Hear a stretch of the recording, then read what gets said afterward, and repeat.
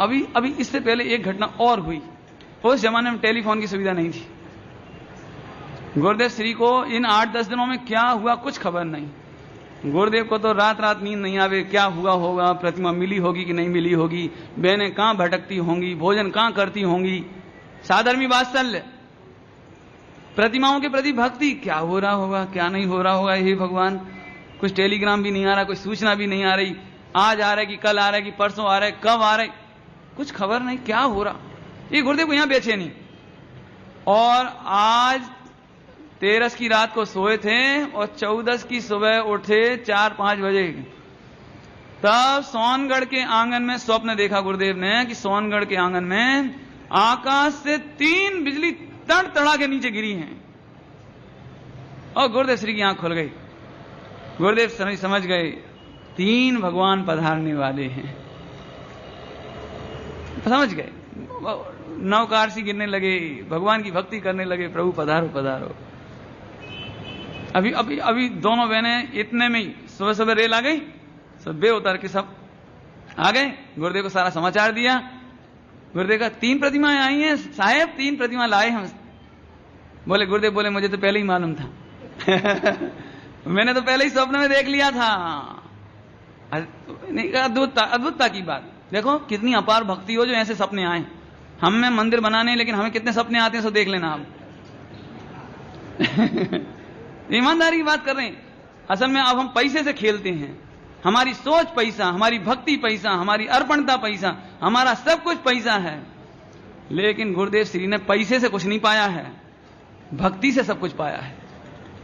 ये बहन श्री ने भक्ति के बल पर कुछ पाया है।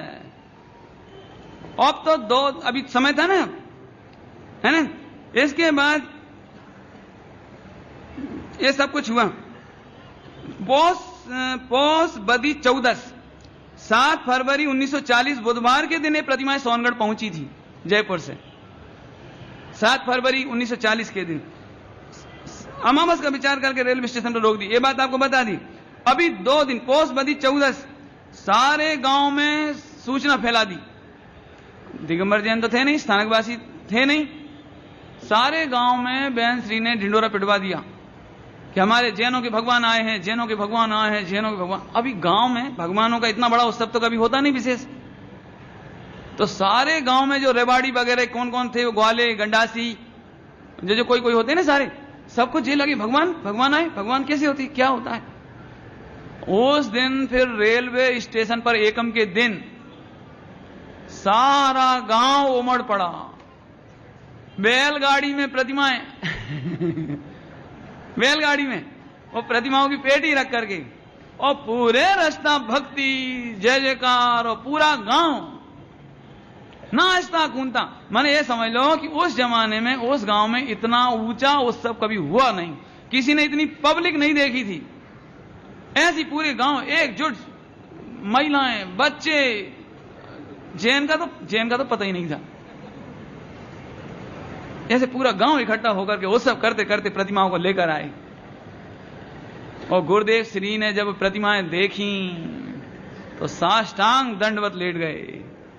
2 मिनट तक तो 5 मिनट तक तो पड़े ही रहे। अभी सब लोग देख रहे, राम जी भाई वगैरह, गुरुदेव શું થઈ ગયો।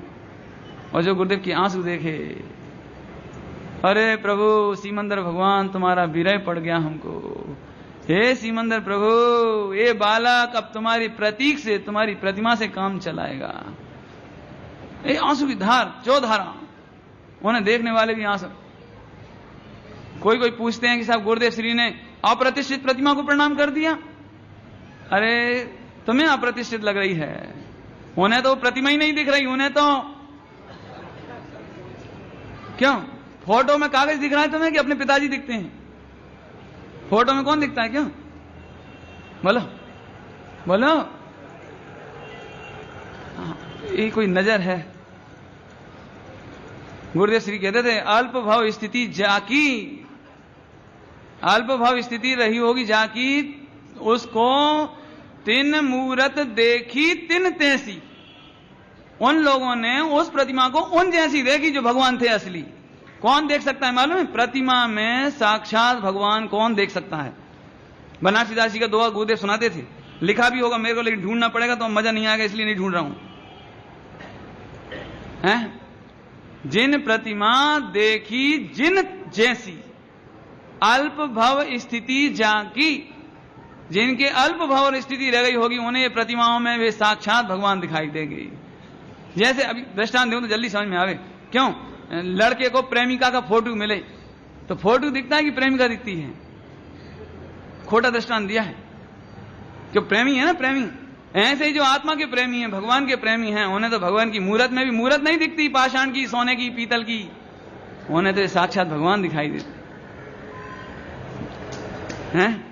इस तरह से पूरा का पूरा उत्सव हुआ और समय भी बहुत हो गया है, बाकी घटना हम आगे सुनाएंगे आपको। लेकिन इतना और बता दें कि अब पंच कल्याणक प्रतिष्ठा कराने की समस्या आनी है। तो चैन सुखदास जी से पूछा कि क्या करें, आप पंच कल्याणक कराने आ जाओ। तो वो बोले कि भाई मैं तो नहीं आ सकता हूं, लेकिन तुम्हारी व्यवस्था करवा देता हूं। मुझे तुम स्थानक वासियों से कोई तकलीफ नहीं है, ऐसा नहीं सोचना कि मैं इसलिए नहीं आ रहा हूं। मुझे बड़ा खुशी की बात है कि आज गुजरात में, सौराष्ट्र में कोई स्थानक वासियों को ऐसा भाव आ रहा है, ये तो मां हर्ष की बात है। तो उन्होंने दक्षिण के एक पंडित थे, दक्षिण के रामचंद्र भाई, और रामचंद्र भाई को प्रतिष्ठा करने के लिए निमंत्रण देने के लिए कहा। उन्हें निमंत्रण देकर के उनकी स्वीकृति मिली और कल पंच कल्याण का ब्यौरा कल सुनाएंगे। ओम नमः शिवाय। जिनवाणे के ज्ञान से सूझे लोकालो,